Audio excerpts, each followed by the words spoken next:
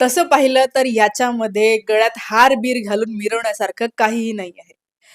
पण आपले साहेब पंतप्रधान नरेंद्र मोदी आणि त्यांचे भक्त हे आज खूप जास्त खुश आहेत. त्यांचं स्वागत करतायत. त्यांचा गोदी मीडिया सगळीकडे जे टाळ्या वाजवणं चाललेलं आहे ते इतकं हास्यास्पद आहे.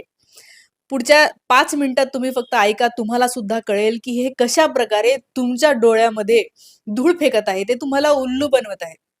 त्यांना असं वाटतं, की तुम्हाला अक्कल नाही आहे.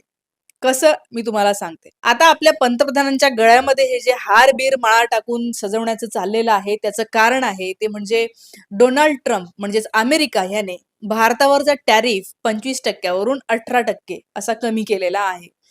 म्हणून आपण खुश आहोत, आपण फोन केला, आपलं सगळं सक्सेसफुल झालं असं यांचं सांगणं आहे. खरं पाहिलं तर नरेंद्र मोदी जेव्हा नव्हते म्हणजे मोदींच्या आधीचा एरा जेव्हा युपीएचं सरकार या ठिकाणी होतं, तेव्हा अमेरिका भारताकडून फक्त 3 ते 5% टॅरिफ घेत होतं. आता ते टॅरिफ घेत आहे 18%.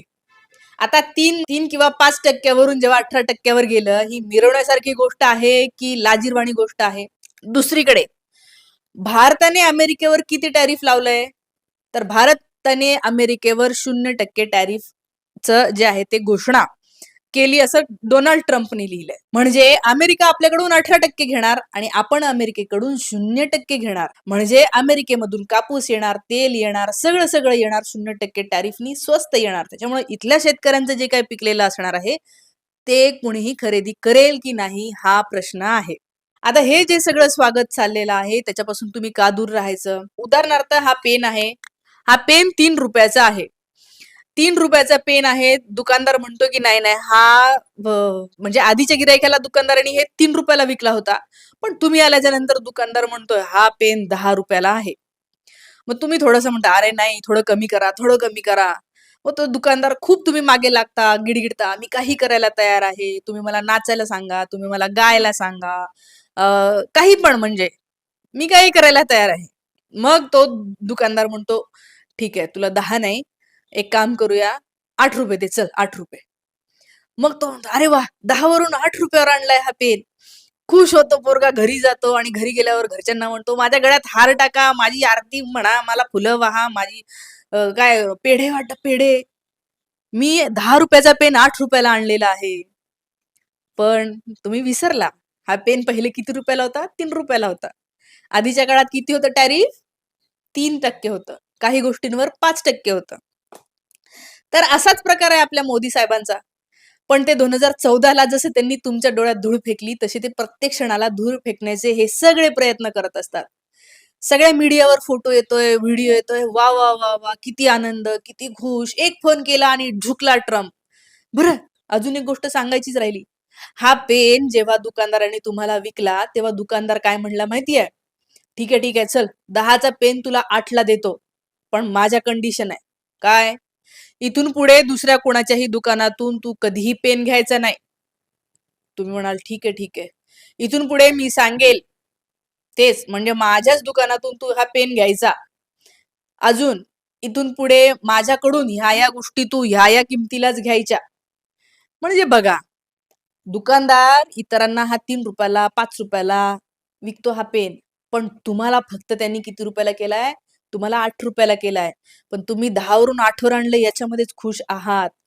आणि हे जेव्हा मोदीजी गळ्यामध्ये माळा-बिळा टाकतात ना, तेव्हा त्यांनी देशाला हेही सांगायला पाहिजे, की जेव्हा हे केलंय त्यांनी 18% वर आणलंय, त्याच्यासाठी या देशासोबत काय-काय तुम्ही केलेलं आहे? काय-काय मान्य केलेलं आहे? उदाहरणार्थ अमेरिका काय म्हणलाय, की ओके, हां, चला टॅरिफ कमी करतो, पण इथून पुढे भारत अमेरिकेकडून तेल खरेदी करणार नाही. सॉरी, इथून पुढे भारत हा रशियाकडून तेल खरेदी करणार नाही. रशियाकडून स्वस्तात तेल मिळत होतं आपल्याला. अमेरिका म्हणतो, "नाही, नाही, आता काय? भारत कोणाकडून? व्हेनेझुएलाकडून तेल खरेदी करेल. इराणकडून तेल खरेदी करणार नाही." भारत म्हणतो, "ठीक आहे, ठीक आहे, तुम्ही म्हणसाल तसं." त्याच्यानंतर इथून पुढे आमच्या वस्तू भारतानी 1 रुपया पण टॅक्स लावायचा नाही. 0 टॅरिफवर आमच्या वस्तू घ्यायच्या. त्याच्यानंतर अजून माहित नाही काय-काय, कागदावर अजून काय-काय वेगवेगळ्या गोष्टी असतील. ज्या लिहिल्या नसतील या दोघांनीही ट्विटमध्ये, या सगळ्या गोष्टी कॉम्प्रोमाइज केलेल्या आहे. आणि आपल्याला हे खुळखुळ दाखवत आहे, हे गळ्यामध्ये माळा घालण्याचे जे जे प्रकार आहे 2014 पासून, तुम्हाला अजूनही जर कळलं नसेल तर आता कळून घ्या. भारत सार्वभौम देश आहे. सार्वभौम म्हणजे भारतासोबत काय करायचं हे भारताचे लोक ठरवतील. पंतप्रधान ठरवेल ना रशियाकडून घ्यायचं का नाही, तो ट्रम्प म्हणेल की नाही नाही घेऊ नका, तुम्ही मानता? आपल्या देशाला असे पंतप्रधान पाहिजे आहे की जे म्हणतील की तुम्ही नका ठरवू आम्ही कोणाकडून तेल घ्यायचं नाही घ्यायचं, आम्ही ठरवू ना आमचं. रशिया आणि भारताची मैत्री खूप चांगली आहे, खूप जुनी मैत्री आहे. एकतर त्यांच्याकडून स्वस्तात तेल मिळत होतं. हे सगळे इकडचे सगळे संबंध बिघडवून टाकलेले कशासाठी? अमेरिकेसोबत काय संबंध खूप चांगले नाही होणार आहे. कारण 56 वेळा तर तो म्हणलेलाच आहे की भारत पाकिस्तानचं युद्ध मी थांबवलं. त्याच्यानंतर अजून काय काय कॉम्प्रोमाइज केलेलं आहे, त्या अदानीची तिथे केस चाललेली आहे, त्याला वाचवण्यासाठी हे सगळं. कशासाठी हे चांगलं चाललंय माहिती नाही. इथून पुढे बघून घ्या, भारताच्या वस्तू 18% टॅक्सनी जाणार आणि आपल्या वस्तू आणि त्यांच्या वस्तू आपल्याकडे 0 टॅरिफनी येणार, स्वस्तात येणार. कापूस, तेल, सगळं सगळं, साखर काय नाही सगळं. आणि इथले लोक म्हणजे बाहेरून येणारा माल खूप स्वस्त असेल तर इथले जे लोकल लोक आहेत त्यांच्या रोजगाराचा खूप मोठा प्रश्न तयार होऊ शकतो. याच्यावर विचार केला पाहिजे. हे जे हार तुरे मिरवत आहेत की नाही, याच्यासाठी यांना पगार मिळतो, ते पण काम नीट करत नाहीये, हे समजून घ्या.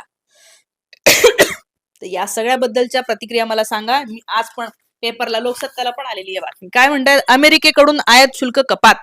ओ हो हो, लोकसत्तांनी हे लिहायला पाहिजे होतं, भारतांनी 0% व्याजावर मान्य केलेलं आहे. भारताने रशियाकडून तेल खरेदी करणार नाही हे मान्य केलेलं आहे. भारताने काय काय कॉम्प्रोमाइज केलेला आहे असा प्रश्न विचारायला पाहिजे होता. पण सगळे दलाल मीडियावाले काय म्हणतायत की म्हणे बघा बघा एका फोनवर ट्रम्प झुकला. आता मी तुम्हाला जी गोष्ट सांगितलेली आहे ती लक्षात ठेवा. मोदीच्या काळाच्या आधी भारतावर अमेरिका फक्त 3 ते 5% पर्यंत टॅरिफ लावत होता. आज तो 18% लावतो आहे. या सगळ्या गोष्टींवरच्या तुमच्या प्रतिक्रिया मला कमेंट करून नक्की सांगा. थांबते. Thank you so much.